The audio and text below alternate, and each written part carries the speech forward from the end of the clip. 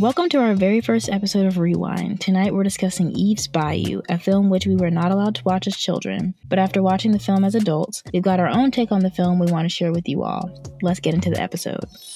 Hi everyone, welcome to our very first episode of Rewind. We're so excited to get this new segment started on CaCo Talks, where we're going to be discussing films that we watched as children or we're not allowed to watch, like those taboo films or like things that your parents are like, no, you're too young to watch that, or like it has too much like adult content in it. So we decided to interrogate that, were these films, now that we're adults and can make up our own minds, were these films really as bad as our parents told us? Or, were they really as scandalous as, mom would say whenever, the credits would start rolling and it would come on TV. So yeah, with this series, we'll just be rewatching movies, either old films or even maybe new films, or just kind of, material that we can really sink our teeth into, we'll be talking and discussing on this new series, Rewind. So, this is right up my alley. I love discussing film any time I can. So, I'm excited to get this going. And our very first film on the series is a film that our mother told us was kind of scandalous, or it was just kind of like a shroud of scandal around this film. Whenever you would hear it, people discuss it, they'd be like, yeah, that film's adult, or there's too much of this in there, or whatever, when we were little kids. So we never watched it.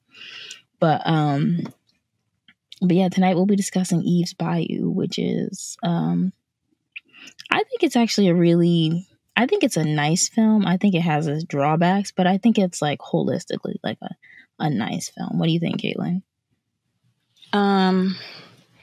I like straightforward movies, so I thought the movie was really, really vague, and so a lot of things are left up to your interpretation of how you see things, and so I think it leads to a lot of gray area, which is could be why our mom, for example, didn't allow us to watch it, because she didn't even know how to interpret it, let alone a child.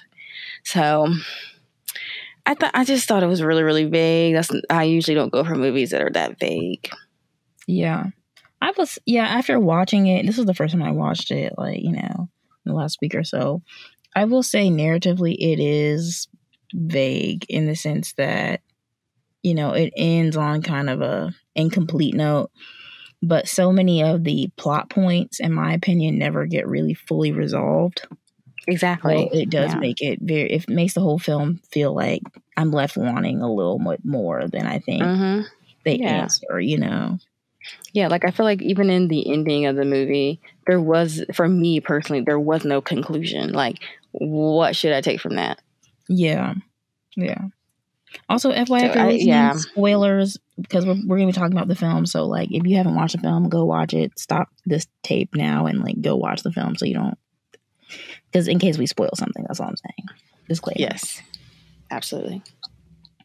But, yeah. So, to begin our discussion, we already kind of gave our, overall opinion of, what we think the film is. To begin our discussion, I like to start with, some of the formal qualities, the elements that make up this film, right? So the cinematography, the narrative, the characters, directing, sound, whatever, makeup, hair, costumes, all that. So some of the formal qualities I noted with this film, and why I think it's actually something that people point to as a kind of a masterpiece, or a really well done independent film, is because I do think the cinematography in it is really enchanting. They do a good job of photographing the Louisiana Bayou and creating that dreamy aesthetic. What do you think? Okay, so I guess for the time, I guess I can give them that. This was made in the late 90s, so they were probably, if anything, they were probably still shooting on film. Yeah, for sure. I think it has that it's got a kind of a texture to it, which is specific to film, in my opinion. It does, definitely. It has an old school kind of look. Yeah, which makes it feel, almost that grainy look. Yeah, which is what film really is and was, because film is a strip, right? So it's celluloid. So it's not like the crisp, clean image that we see on all of our films now because it's all digitized, you know? Yeah. Mm-hmm. So I think that was a structural choice that they use. Well, maybe that was the only choice they had because, again, in the 90s, I'm not sure they have the same technology we have now where everything is completely digital, you know? Mm-hmm. But I think it contributes to the aesthetic. I mean, it makes the film look sort of dreamy to me, which is what film tends to do. It creates that softer look to whatever image it's printing, you know? Mm-hmm. So I think cinematography-wise, I think they did a good job of doing that because I think that's what the vibe of the narrative is. You know, it's that like memory, kind of hazy, that like, I kind of remember, I halfway don't remember, but this is what happened in the past and trying to reconcile with your past. That's what the narrative is about. So I think the cinematography lends itself to that idea. You know what I mean? For sure. I think even the plot, because like your memories are from your perspective and they're kind of like, they're like hit or miss, right? Like you don't remember the whole thing. It's just kind of like the truth. Like there's your truth, my truth, and then there's something in the middle is actually the truth. So the same thing with the memory. But I think as the viewer, it's just hard to grasp what's going on sometimes because it is that blotchiness to the overall plot as well. Yeah. I think hazy is the word I would use to describe it. Yeah, I guess you could say hazy. Like something is there, but you can't quite make out what it is fully. It's not in sharp focus. Yeah, it's just not fleshed out thoroughly, I think. Yeah, which is kind of what our memory is. I mean, when you think about something you remember, I see shapes and forms and sometimes faces, but it's more shapes and forms and, you know, basic movements and things. That's what memory kind of is, you know? Yeah, that's fair. Yeah. And I don't know if the version you watched, but the version I watched was shot in 4:3, which is the analog way of displaying aspect ratio. So it basically looks like an old TV, like that square. You know what I mean? The one you watched was a square. The image was in a square. I don't think so. I didn't know you could change it, so I just watched it whatever was like standard. Honestly, I watched what it showed me too, and it just showed up as a square. So basically, what I mean, like by the aspect ratio is in analog, is because before we get into HD, which is 16:9 for like filmmakers, that's the aspect ratio of what is standard today. So whatever you watch on TV or whatever, it has that rectangle shape, right? Because it fills the screen and it's in high definition. But but before digital came into play, there was 4:3, which is what a film strip would be. So they were only printing on the sides of a film strip, which is like that 4:3. So when you choose to go back to that, it's more of a structural artistic choice now when people, current filmmakers do it. But back in the day, that's all they had. So I thought maybe they used the 4:3 because it was, it references the older times, like the 50s when this film is set, Because TVs at the time would have been, any television show you would have watched would have been in that format. Like I Love Lucy was originally shot in that format. Yeah.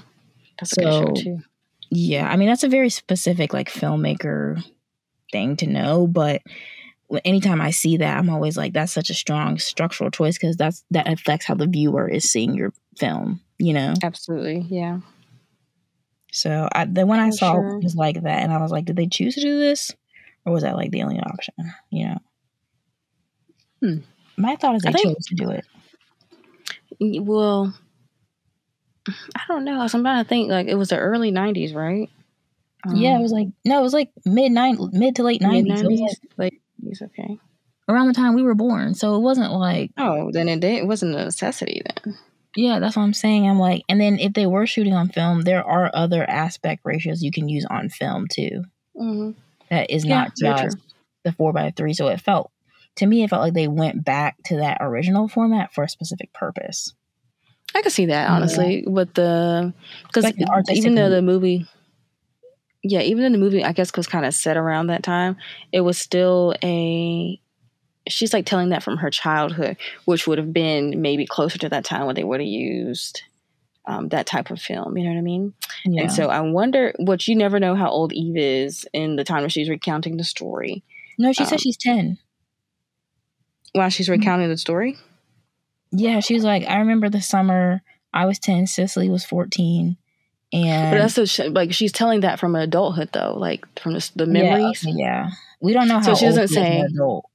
Yeah, exactly. So you don't know how old she is when she's retelling the story, in the sense of, I guess, like her present day when she's recounting these memories. Yeah.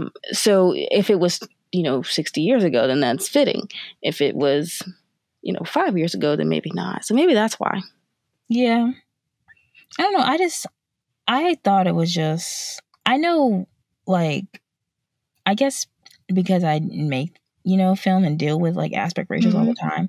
If I go into, I'd have to go back and consciously decide to do that. It wouldn't be, the normal thing to do now would be high definition 16:9 and to keep it standard, but of intentionally choosing a 4:3 because you cut so much of the frame out. Which a lot. The viewer can't actually see. You know what I mean? Yeah. Mm-hmm. So it's a decision. Yeah. Oh, sorry. I didn't mean to interrupt you. Go ahead. No. I was done.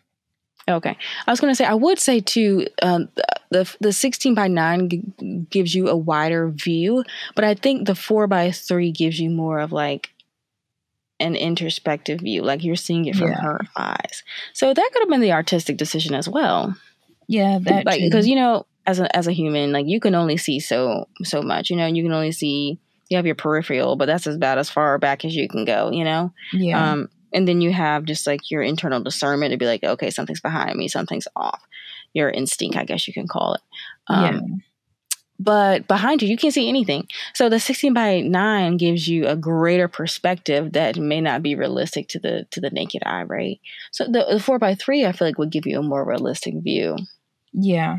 Yeah, and that's that's why people decide to choose it or not, is like there's so many reasons why you can choose to go with that form. Yeah. And I think, in this case, it's definitely because they're just referencing an older time where that would have been the standard. And then, like you said, it limits the perspective to almost like a child perspective, like it's kind of zeroed in, And then as a filmmaker, you had to be intentional about what goes in the frame, what comes out of it, because there's not as much room to play with. You know what I mean? Versus, when you have that HD 16:9 standard that we have now, I can put things like on the total edge of the frame and it still makes sense for like what's happening on the opposite end.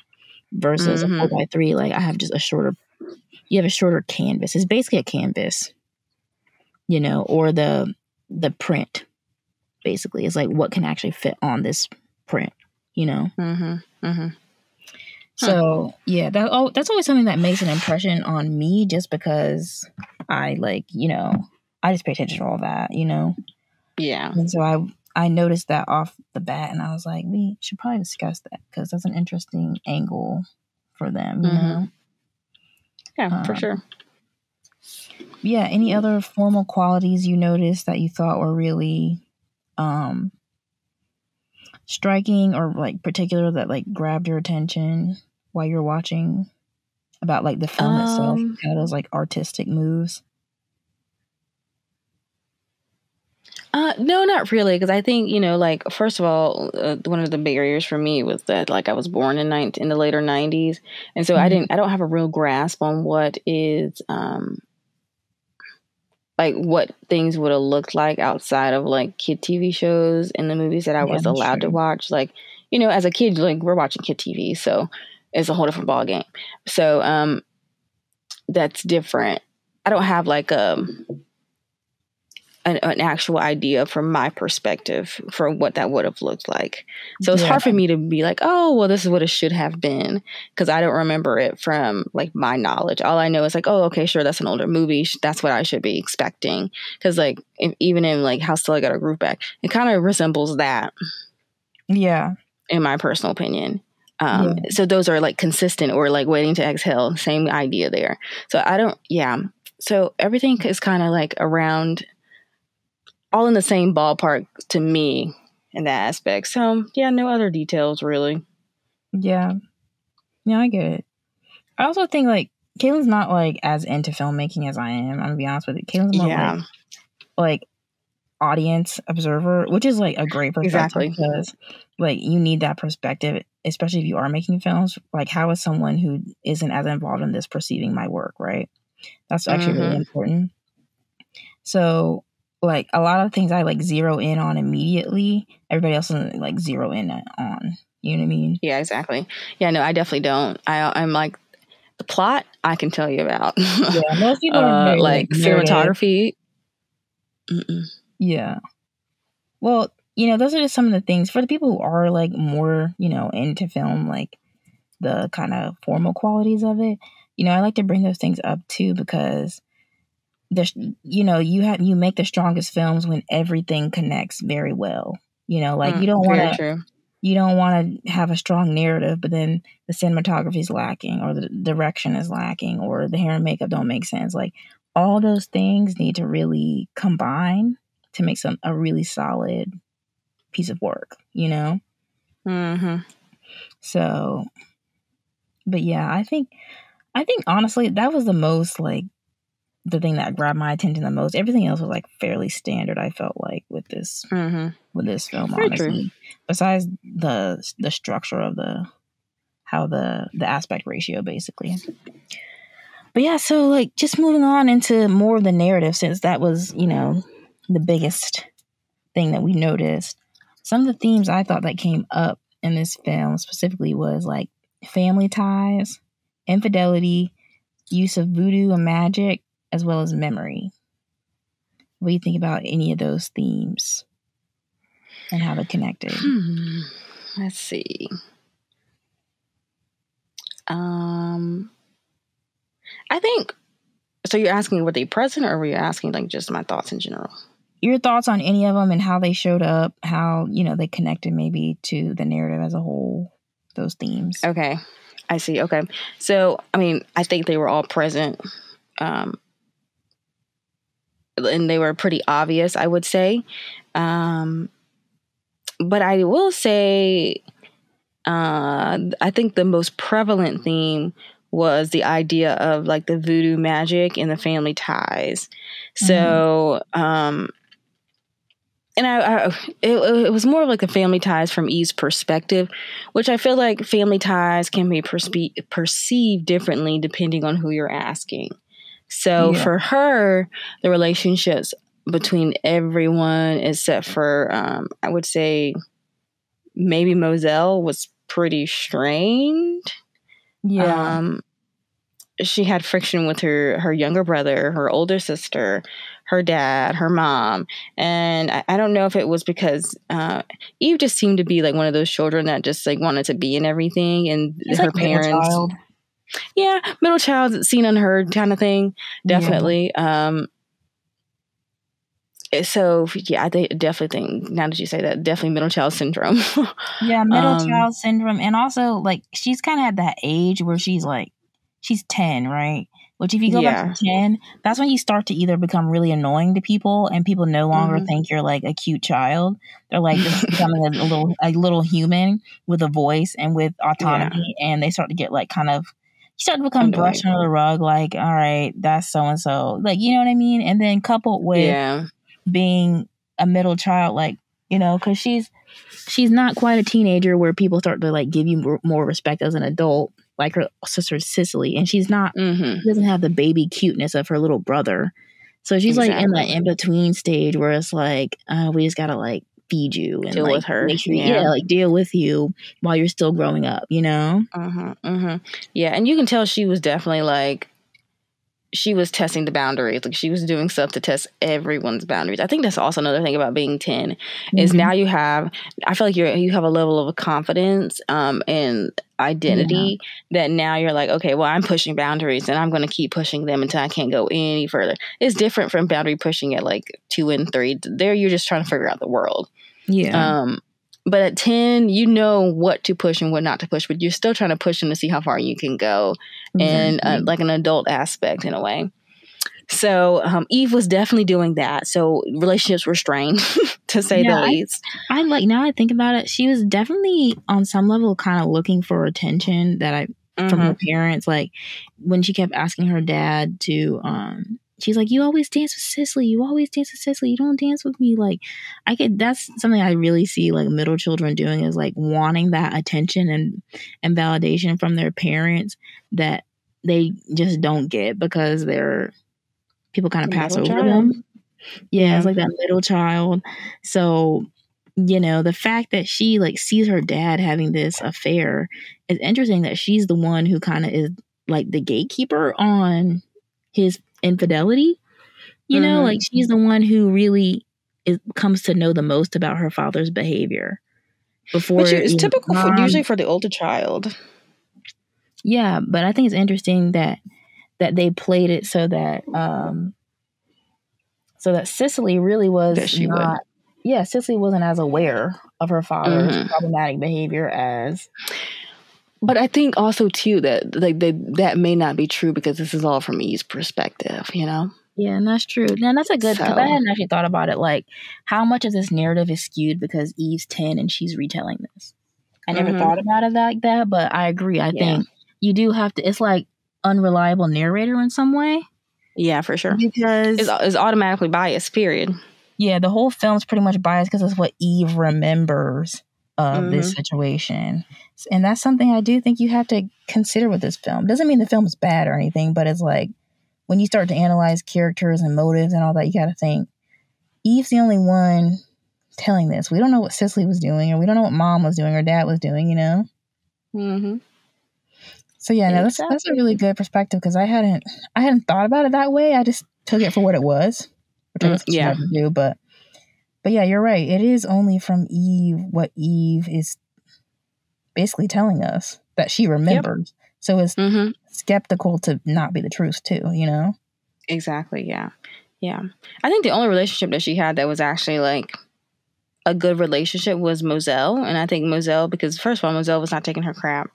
And I think she was also just very intrigued by Moselle. She had a level of respect for Moselle just because of Moselle's gifts, I guess you could say. Yeah, I think Moselle was the only person who in the film really listened to her. It seems that like too. At least the way that, Eve remembers it is Moselle was the one who was listening to what she had to say when nobody else was. Like, Mom was consumed with Dad and Cicely, or keeping up appearances for the household. Dad was consumed with his affairs with other women and trying to and his business being a doctor. Nobody really was like, between the two of them, neither one of them was like really paying attention to Eve like that. And Moselle, who had no children and had no spouses, or her spouses all died, like, it's like she became like a friend to Moselle in a way that I don't think Eve had any other relationship, so she connected to her aunt that way. And I think that happens a lot sometimes in, bigger families. It's like the kids end up, what they don't get from their parents, they might get from another relative, For sure. Yeah, for sure. I agree with that. So I wonder too, because it kind of makes full circle with the gifts, right? I wonder if there was a connection point because of the gift. Yeah, because at the end, they basically imply that Eve has a gift as well. So maybe that's what the connection is Moselle and Eve both have that gift, and so Moselle sees that in Eve, and she kind of fosters it. Exactly. Yeah, that could be the very connection point for them, and why their bond is much stronger than any other relationships that Eve has had. Yeah, no, that's good, because I actually didn't think about that either. Is that's why her relationship with Moselle was actually strongest, or that's Eve's strongest relationship with an adult is with Moselle, I think. Yep. I'm even thinking about that scene early on. Like, it's like one of the first scenes whenever Moselle and her husband are like leaving, and he's like drunk. And Eve like runs out to be like, bye, Moselle, bye. Like, she like makes sure that she connects with Moselle. And she's like, Mm-hmm. "Hi, Eve," like, you know, and she like pays special attention to her. Yeah. Even after her, you know, her father basically doesn't, you know. Yeah, blowing her off. Yeah. Okay, so we talked about Mazel and Eve, and I'm glad you brought that relationship up. What do you think about the fact that Eve was the only person who really had insight into her father's infidelity? Because we see on the party night, Eve sees the dad with another woman, and that's her first clue that her dad is no longer. That puts a stain on the saint like image of her dad, right? Yeah. And then when she goes on house calls, she sees that her dad is like making house calls with other women and doing these things with other women, you know? What do you think about that? I think that's kind of a moment for Eve where we all have to go through, where she loses innocence. Yeah. It's a loss of innocence for her. And I think those are the turning points where she no longer is sort of naively, you know, believing her father is this great person. Yeah, I think also that was the moment where she had then became responsible for someone else's wrongdoing. It was now her job to keep the secret of her father's. It was now her job not to say anything, which Eve at 10 years old owes nothing to her father to do that. You know what I mean? If anything, you have children and you know the possibility of getting caught, you know. I feel like also too, like the type of child that Eve was, that is a standard move for her. So, you know, if that's something you want to partake in, divorce the mom. Easy peasy. Now we can say easy peasy. Then I don't think it was as easy, but leave the relationship. Don't leave the kids hanging in the midst, and go on and do your thing. There's no need to drag anyone about it. But what gets me is he was very bold about doing it. Like he was not. Which it could be just Eve's perspective. But he was very just like, this is what I'm doing. Like, you have to accept it and you're not going to tell anyone. And I'm like, he was like trying to be nice and comforting. But to me, I was just like, this is toxic. Oh, yeah, I agreed. Like, I think the most annoying character out of all was definitely Samuel L. Jackson, the dad. And it was because, I don't know if it's just how Samuel played it or if it was written that way, but he didn't even like have shame or like any kind of remorse or anything. It was just like, yeah, this is who I am, and like deal with it. Granted, now if he's representing a different time, and in the 1950s, 60s, that was a different time for men. They were pretty much buck wild at that time. Like, seriously, they get literally, you know, all that stuff about Papa was a Rolling Stone and I got a family, you know, 2 towns down, that kind of thing. Like, they was really doing that, and like there was little women could do about it because there wasn't a lot of social mobility for women. Like, women you know, didn't even have credit cards, really weren't in the workforce like that, really weren't, you know, able to be independent for themselves. So maybe he was just representing what Papa was a Rolling Stone really was. You know what I mean? Yeah, for sure. That's highly possible. I honestly wouldn't doubt it, especially for the time either. I can totally see that, but like, man, oh man. Yeah. And, you know, looking back, 2022 now, we're looking back, we're like, girl, just leave him. But like, you know, that was, like we said, that wasn't so easy for them to do. Like, our grandmothers didn't live the same life that like we now have access to. Like, divorce would be snap our fingers. You know what I mean? I mean, it costs money, but like, divorce isn't absolutely an option, or it's, you know, having our own careers or having our own lifestyles is absolutely an option. A lot of women now are deciding not to even get married at all and have children. So a lot of people are just opting out of even that traditional lifestyle, you know. But our grandmothers, marriage was a way for them to also survive. 100%, yeah. You know? For so sure. we gotta think about that too in relationship to how, you know, the dad was behaving, because it was really a man's world at that time. It was. 100%. Sadly, women needed men back then. So yeah. I think also too, like when she saw her dad engaging in the acts with the lady, what's her name? Roz, I think. No, Maddie Monroe. Maddie Monroe, that's what it's called. Yes. I think that was a moment for her to, as well. I don't think she understood it in this aspect, but like that is what's to come. Because I mean, as a child, you're like, first of all, I think she was also like, what is he doing? Like, she probably has never seen her dad participate in acts as such. And so she was probably like, what the heck? And just he gaslit really confused. her. I'm not. Oh, he definitely did. He gaslit her. I'm like, I hope people are seeing this. I was like, children are gaslit so like easily. He was just like, oh yeah, you didn't see that. That's not what that was. And he's like, I'll dance with you. Like, true narcissist behavior, dude. Like, yeah, he definitely not. I hadn't thought about gaslighting, but he did. He was like, yeah, you just didn't see that. Don't worry about it.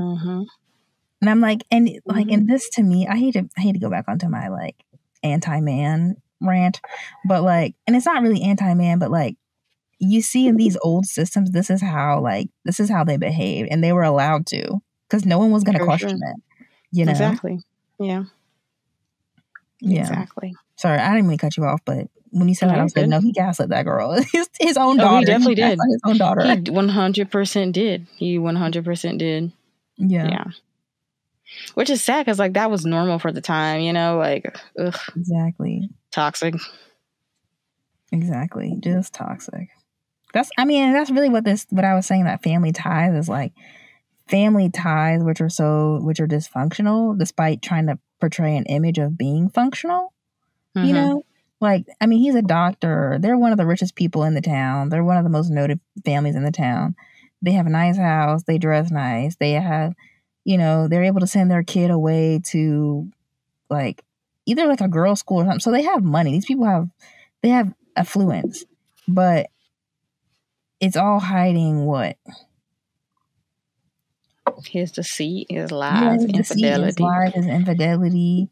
You know, it's hiding a lot behind that family, behind the facade of that house.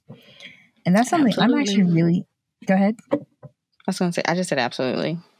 Yeah. That's something I actually am really interested in, is like the facade of like the suburbs, or the facade of affluence, the facade of these like institutions that we think are like ideal or we should aspire to. Like, what's the facade of that? You know what I mean? It's like, I could imagine in this, if they started out on a shot of that house, like that really nice house with the, you know, the Spanish moss like dripping all around. Just as a really picturesque place, and then like audio of some like real, just like problematic stuff. Like even audio of the sexual encounter with Maddie and the dad. You know what I mean? Just like these sort of the confliction between what's seen and what's heard, what's actually going on inside. You know what I mean? Yeah. True. So that could have been a really interesting way to kind of get that idea across, you know?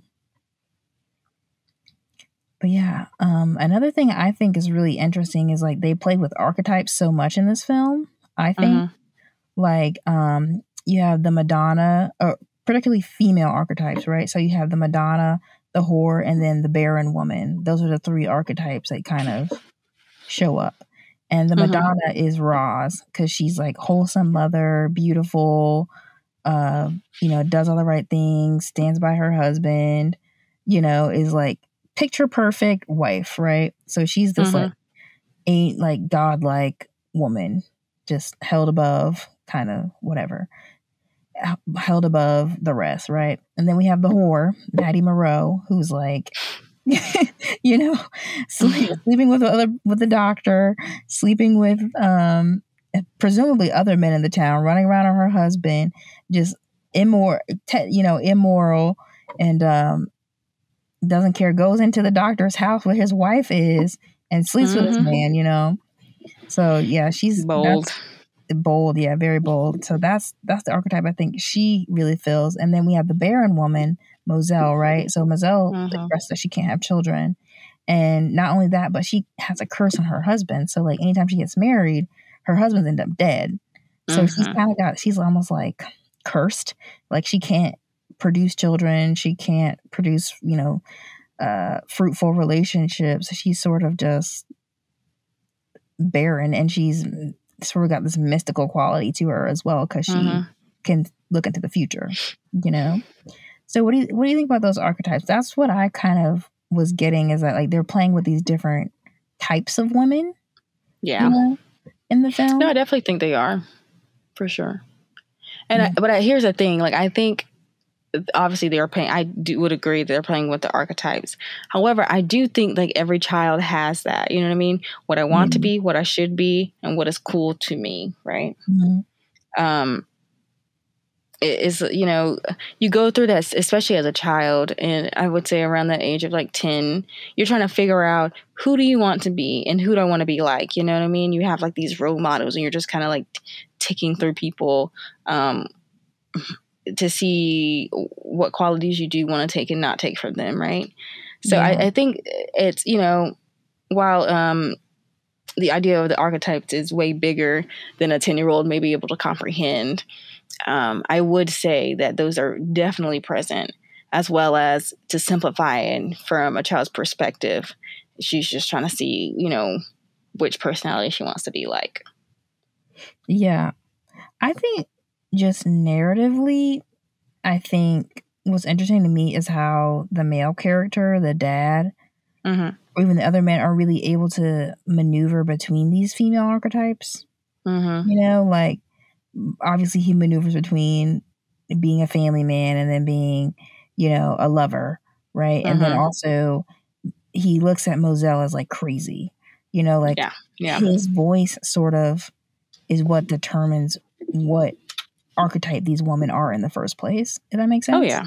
And that's interesting to me, because it's like it still has that male seal of approval to it. Yeah, to for sure. give these women their characteristics in a way. You know what I mean? Yeah. Which is funny to me, too, that you say that, because I think he also did the same thing with his children, with the two girls, at least. You could say Eve was definitely the barren woman. He was just like, oh, Eve, crazy child, you know? And Cicely was definitely like the Madonna. Like, she was who you want to be with. She is this prized possession that could basically do no wrong in his eyes, right? So he was putting his kids... well, Poe was their son. He was the youngest baby.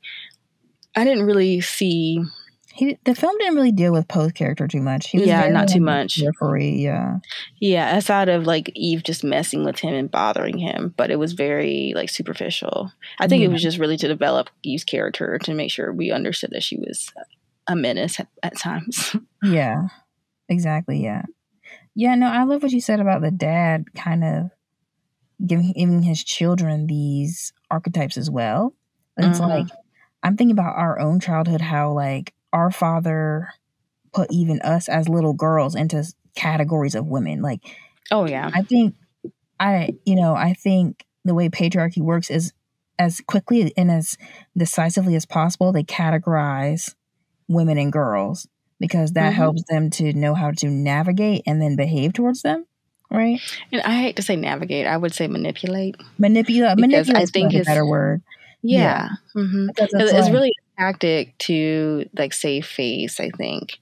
And learning to, you know, maybe take advantage of said woman, because, well, if she's the Baron, then she's going to need me. You know what I mean? Exactly. And then I can treat her like whatever, because she can't bear me children.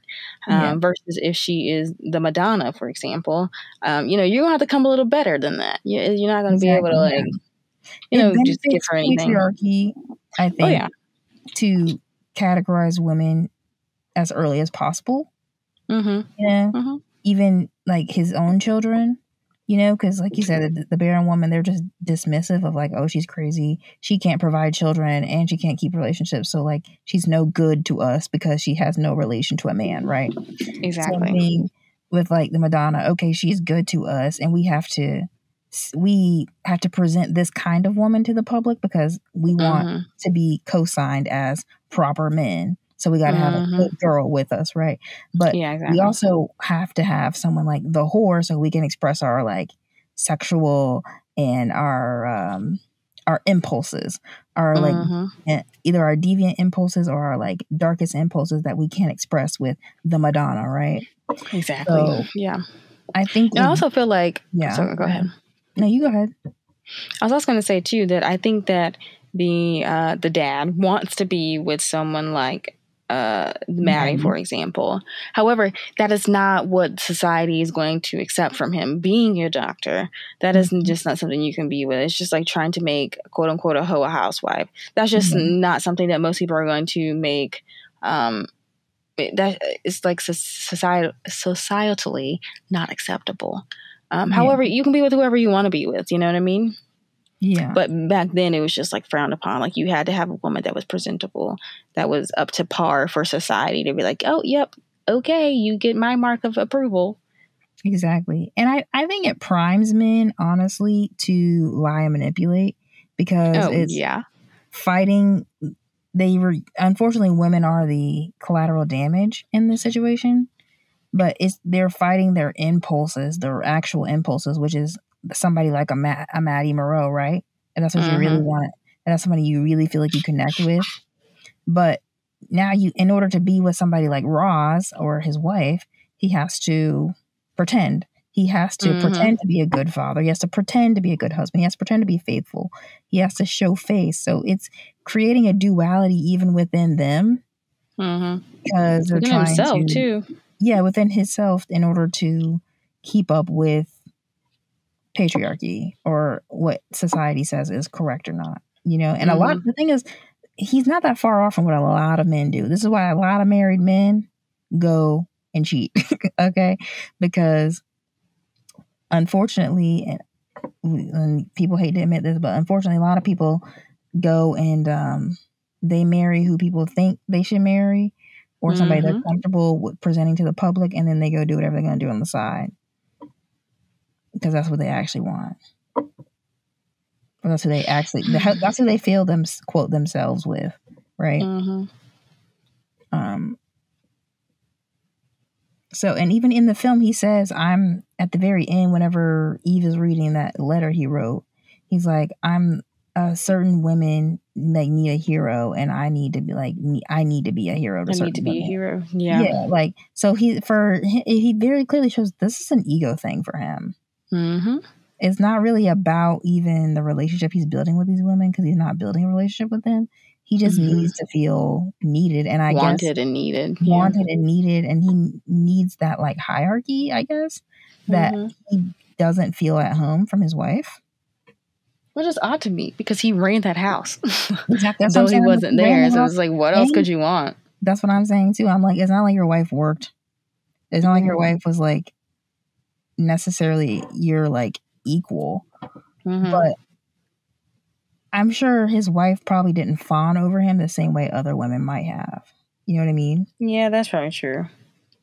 Like, other women would be like, oh, like, just totally kind of pick me girl. Like, oh, look at you. Yeah, like throwing themselves at that point. Yeah, he needed that kind of attention, I guess, which I think is lame, because why would you need that kind of attention? But honey, that behavior is for the streets.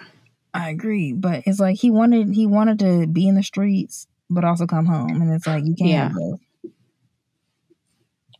Which is always interesting to me. Like, how did Roz really not know? Like, the man was not coming home for days. Well, she probably did know. Again, this is from Eve's perspective, so this is when Eve found out about her mom knowing. It's not so much when mom knew. Mom might have known, Very true. Yeah. So, and that brings up another point: is a lot of women back in the day stayed in those relationships because they had to. Like, not because they were like agreeing to their husband's infidelity, or they just wanted to forgive Earl. It's like Earl. They didn't have much of a choice. Yeah, they didn't have much of a choice. So maybe Roz did know. We don't know. You know. So.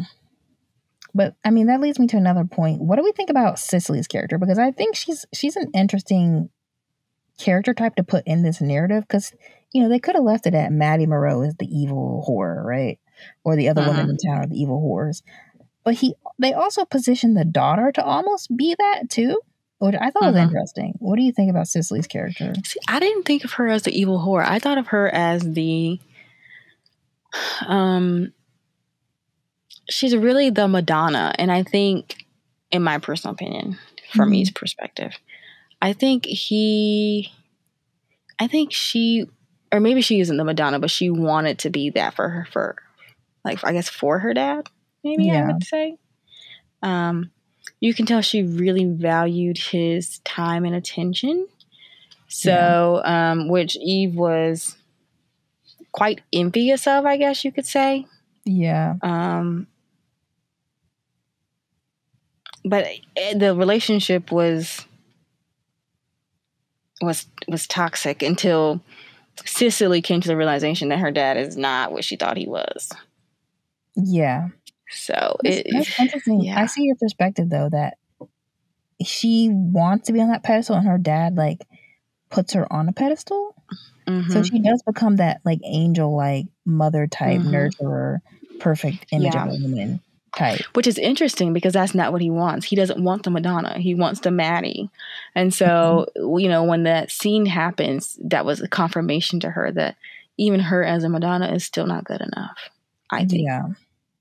Yeah, because, it would seem like Cicely would think she could just somehow divert her dad's attention from somebody like Maddie by just being a great daughter, by being like his like ride or die kind of thing. Unfortunately, that's not how it works at all. Yeah, Which I love the innocence in that, but that's not how that works.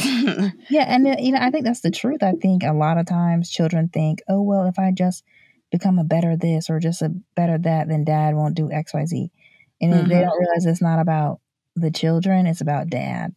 Exactly. Yeah. And it's only. But I think it's confusing for child because if you take said things out on child and they automatically think it's their fault, they don't have the rationale to think that, oh well, dad's just going through something. You know what I mean? And that if dad is taking his anger out on me, it's really not my fault. Especially if you're constantly being told, oh, this is your fault. This is your fault. This is your fault. You're not going to understand that this is not your fault. Yeah, I think that's true. Yeah. Well, I think they did a really good job of, now that we're talking about this, I think they did a good job of walking that line. Like you can definitely see that Cicely is vying for her father's attention. She relishes his attention when he gives it to her. And she tries to protect her dad's image, actually. Oh, yeah. Beyond any other character, I think she's most invested in protecting her father's image in the family. Like she doesn't 100%. He does this. Because as soon as her mom finds out, she's like yelling, like angry, upset, whatever. She's like, she believes it immediately. It's Cicely who's like, no, that's not what happened. That's not what it is. You know what I mean? Yeah. Like, yeah. And I really feel like she just thought that, like, I really think she just wanted to believe that her dad was, genuinely a good person. Because that's how she perceived him to be.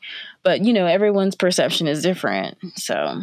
Exactly. It would have been interesting if this narrative had somehow also been told from Cicely's perspective, because we might have got a different story. Oh, yeah. I would love to know Cicely's perspective. And I would also like to know, I really would like to know Poe's, because Poe's he's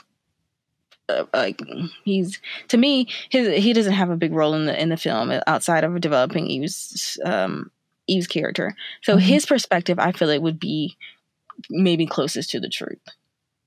Yeah, maybe. Because he is not directly dealing with a lot of the things that everyone else is dealing with the dad. True. Or actually, a character who really isn't in there, but the grandmother, she's in a couple scenes. Maybe hers, because she's sort of positioned on the outside of it. I feel like she's bitter, though. But yeah, and that's true. She might be bitter, and then it might be skewed. Yeah, so I think so. Yeah, maybe Poe's perspective is the most pure. I think so. He seems to be, even though he doesn't speak that much, he seems to be the most unbiased of the characters. Yeah, I think so. Like he's not. I'd say so.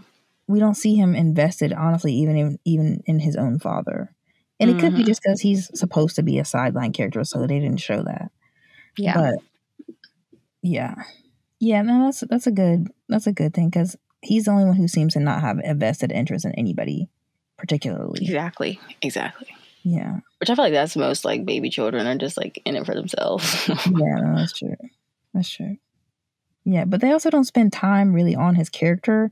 So if they had spent more time on him, would we see that he has an alliance to one person or another? Maybe. I don't know. Yeah, maybe. It's possible. But yeah, so I want to get into Eve and Cicely's relationship because I think there's definitely some tension between them, for sure.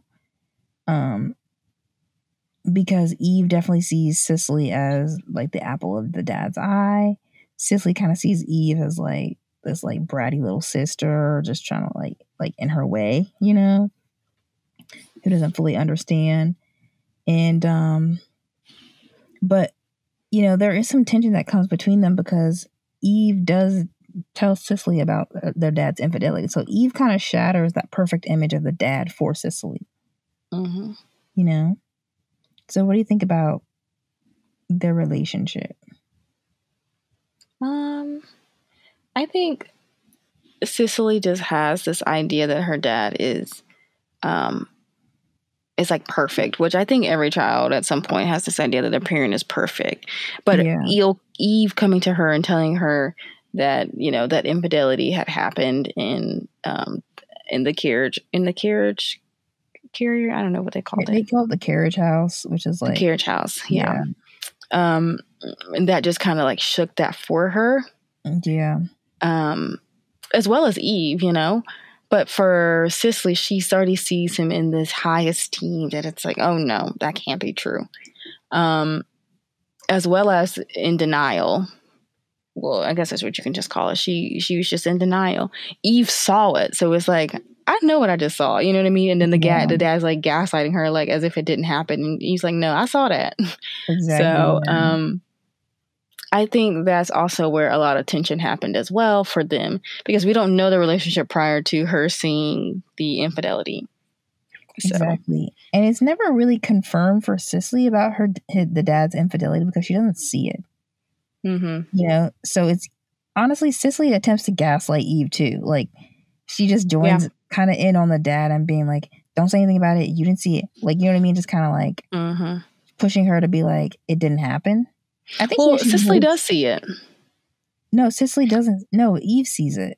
Cicely doesn't. Well, but remember Cicely goes out to get her hair done and she like follows the dad at some point.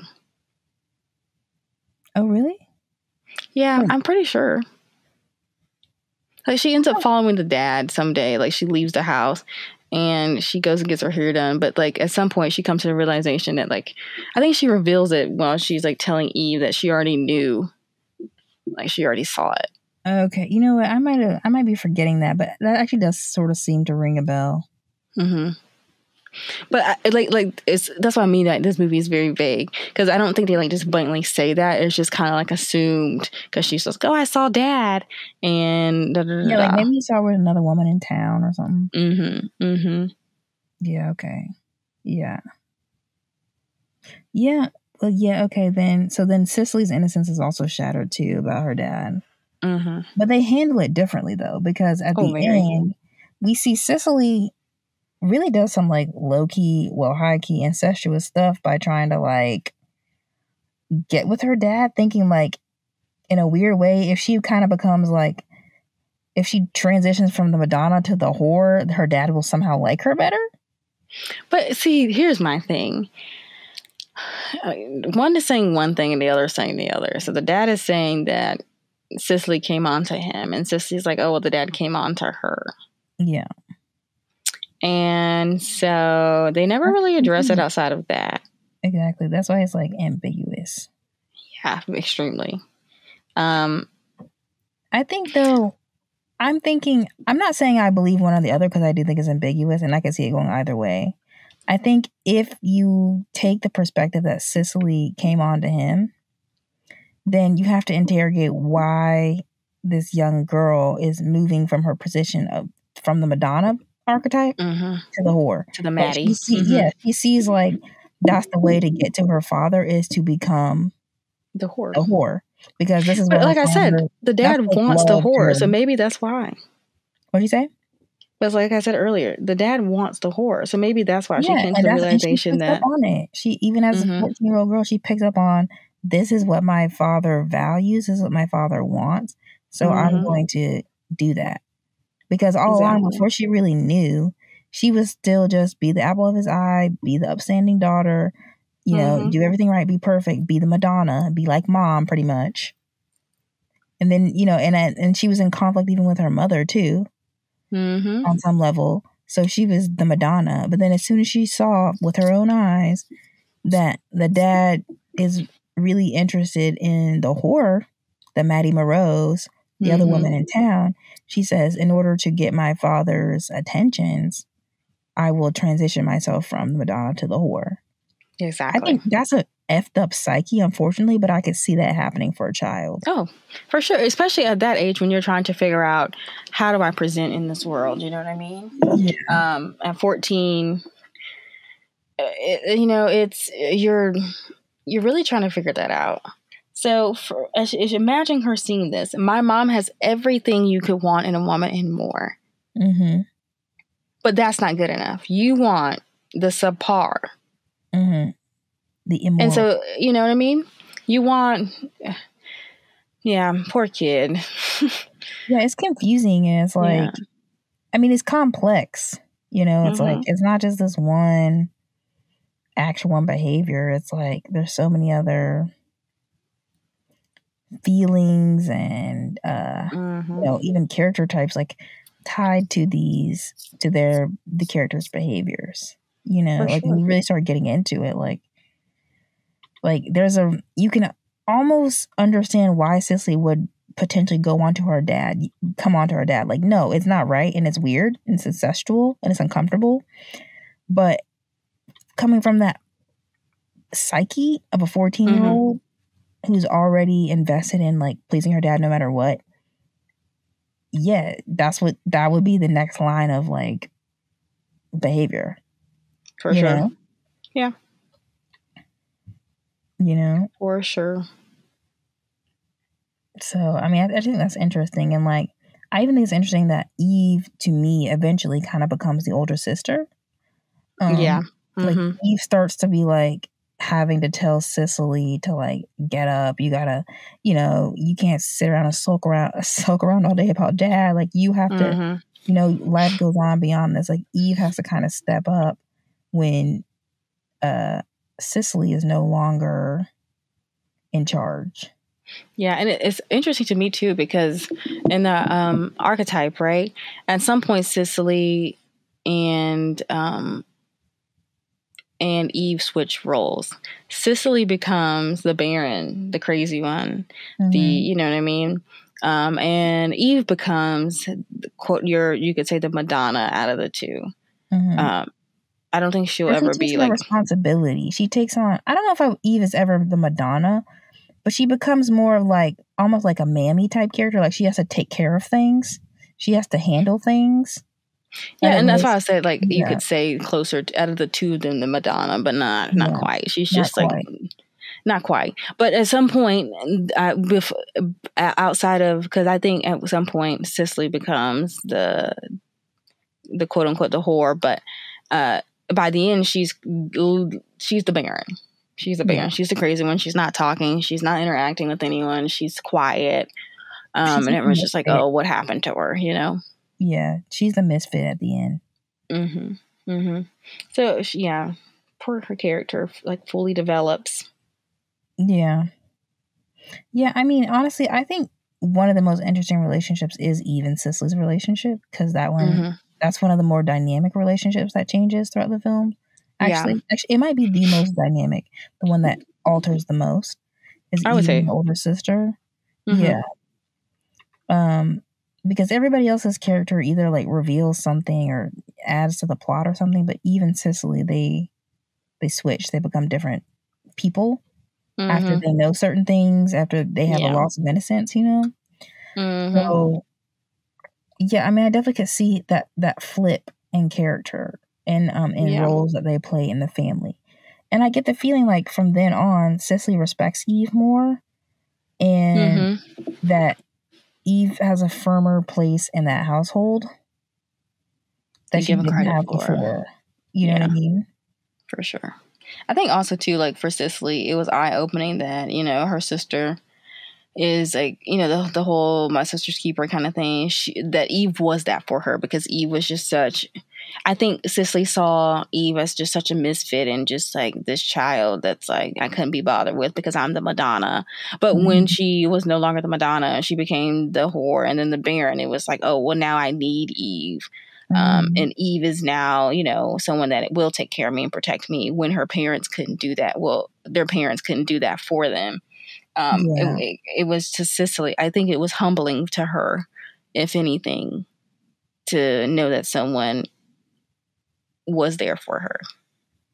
Yeah, I agree. And I think she's, you know, she might not say it, but I think she appreciated that Eve, you know, at the end they threw away that letter. They didn't tell anyone what happened. I think on a level she like thanked Eve, because whether what happened was the truth or not, whether, you know, Cicely came on to Dad came on to Cicely was grateful, you know. Yeah. Meaning whatever happened, she knew she had some part in it. You know, and she's glad that it's not going to get out, and so she sees Eve as like almost like the gatekeeper of that information. She's grateful for that, you know, because Eve could have blasted it. Eve could have absolutely blasted it. Oh, I would have. Yeah, so he can go to jail. And now that I'm thinking about it, the fact that Cicely was grateful for Eve like pushing the letter out, maybe that means that the dad was right. That Cicely came on to the dad. Because why else would she? So?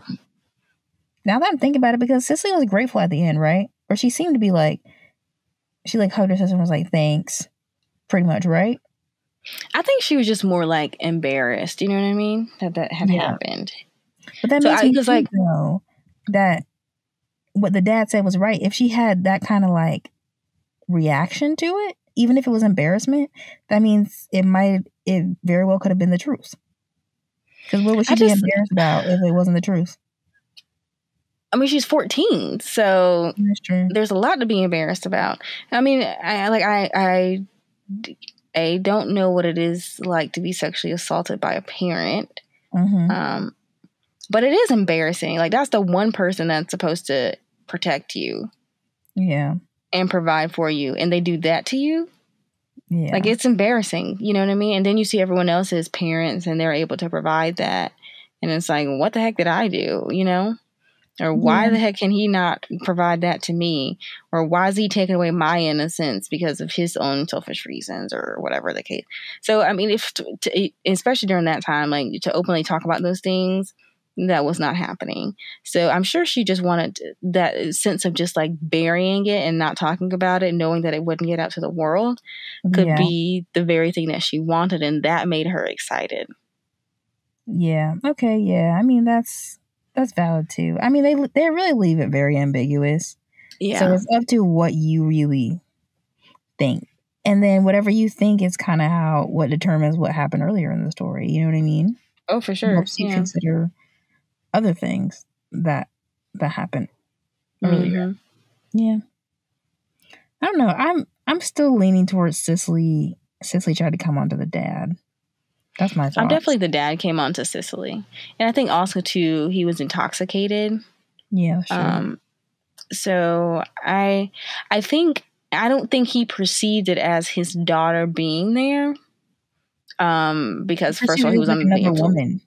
Yeah, I think he thought she was just another woman. Again, she kind of that's where she takes on like that whore image, or that whore archetype is like, he can't tell the difference between his daughter, the Madonna he always recognized, and the whore, you know, in someone like Maddie Moreau.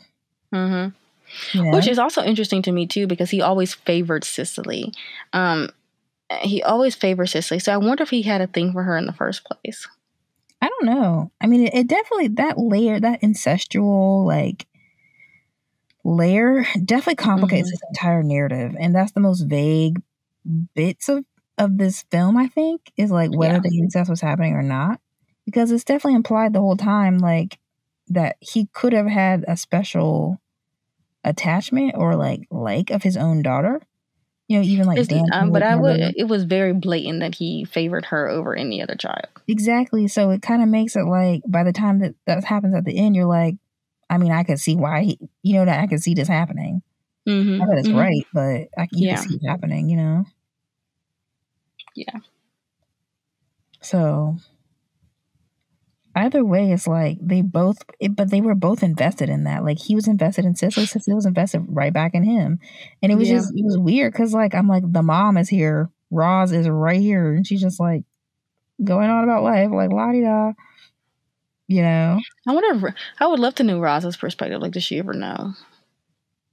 Yeah, we don't know if she knows. Mm-mm. We only know that Eve knows. Yep. So, which question too, when Eve held Cicely's hands and she had that little flashback, what did you get from that flashback? Like, did you get that Cicely that came on to him still, or it was like a small flashback at the very end, right? It was like a very miniature. Like, it yeah, and basically you just see like his perspective, her perspective, but they're very like blended. It's hard to pick up anything in between. So yeah. See, what I get from that, because that's the first time we see Eve's powers, right? The same power that Moselle has. I think what I got from that moment is that we won't ever know, because really Cicely doesn't fully know, and maybe the dad doesn't fully know because of either his intoxication and Cicely with her kind of being intoxicated with grief and sadness over losing her innocence with her dad. So I think there was this it was like a moment that shouldn't have happened, but it happened because there was so much internal confusion for both of them, and then it happened. Yeah. You know, does that make sense? Yeah.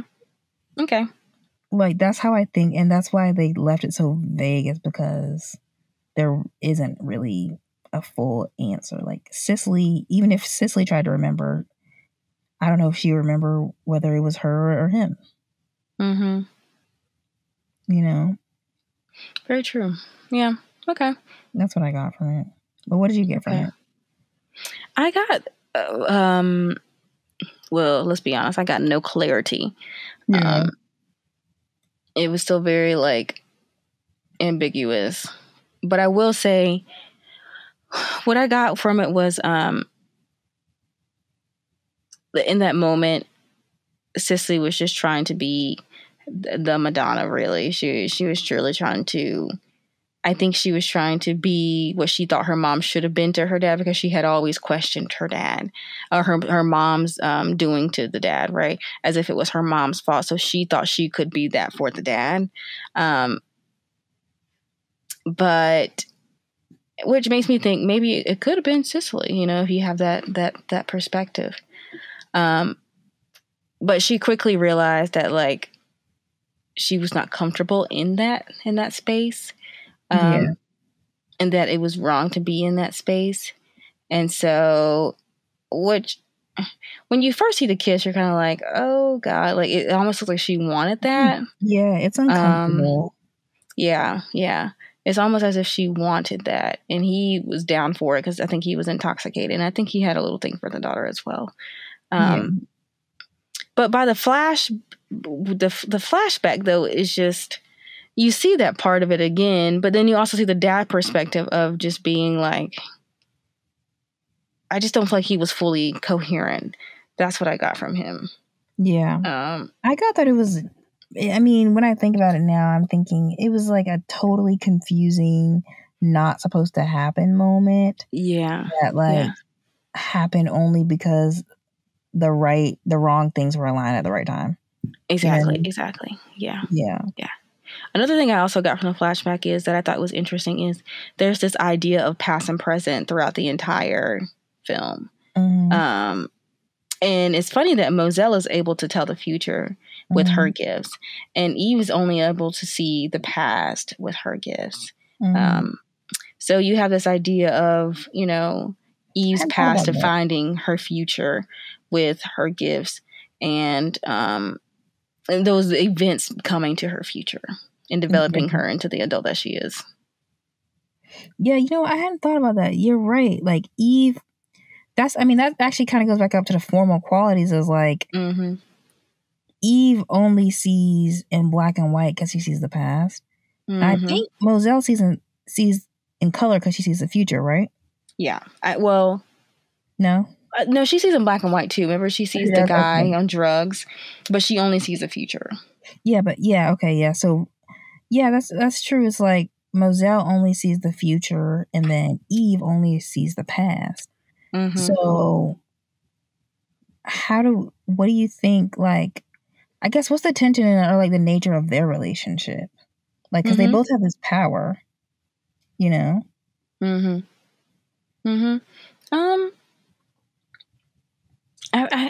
For me, I just get this idea of that is a lot of like curiosity around Moselle for Eve. And I think Moselle sees the gift in Eve, and so they're able to nurture a healthy and strong relationship. But you can tell like Eve's super into it because at one point in the movie, she's in there with Moselle doing the readings, and Moselle is doing her. She's with a client, and Eve's trying to eavesdrop and listen to what she's saying and reading. Trying to pretend like she read a book, and Moselle's on to her. And Eve, at that point, I think she realizes that I can be honest with Moselle. And share my interest and or gifts maybe with her, as well as be like real and honest. That something that she could not be with anyone else. She had to, hide from her mom and her sister essentially because they didn't want to acknowledge certain things. They only wanted to see what was good. Yeah, it's I'm thinking the relationship is like, it obviously serves a purpose in the film because we can see ahead and then see back, right? That's a good tool to have as the writer or filmmaker because that helps move the plot along and explain things, which is great.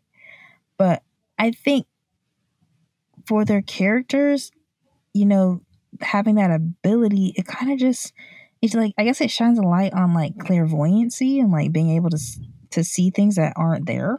Being able to see either things that will be or things that have been. It's interesting to have the power to look back because we always think like if we have the power to see, we should see ahead or we should see like what's coming. Yeah. But maybe Eve's power to look back is what really helps her to put things together. It helps her to like help people. And it helps her to help her sister in that moment at the end. For sure. And I think also for her, it helps her to develop as an individual. So she sees the value in knowing the past maybe versus knowing the future. The past, you can only get to the future with the past. Yeah, that's true. So, maybe that's why. And yeah, like you said, it helps to build the future, and it helps to kind of, it helps to reconcile her relationship with her sister that had been tense up until that point.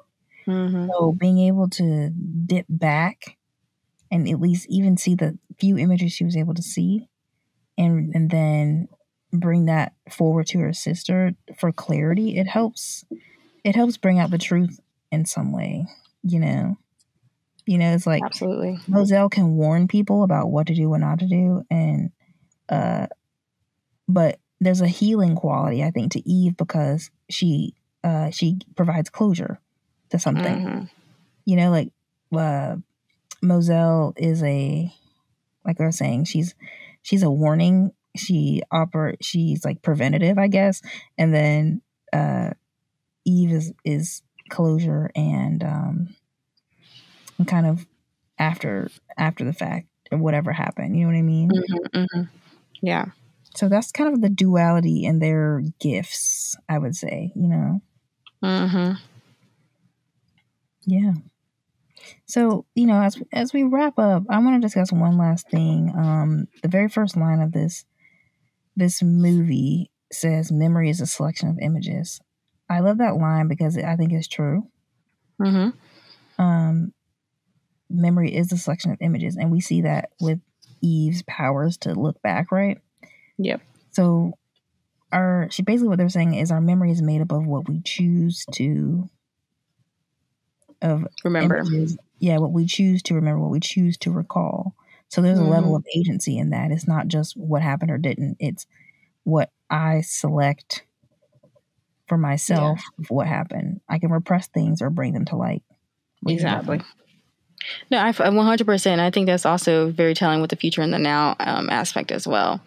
Is the past is the memory, the things that you want to see.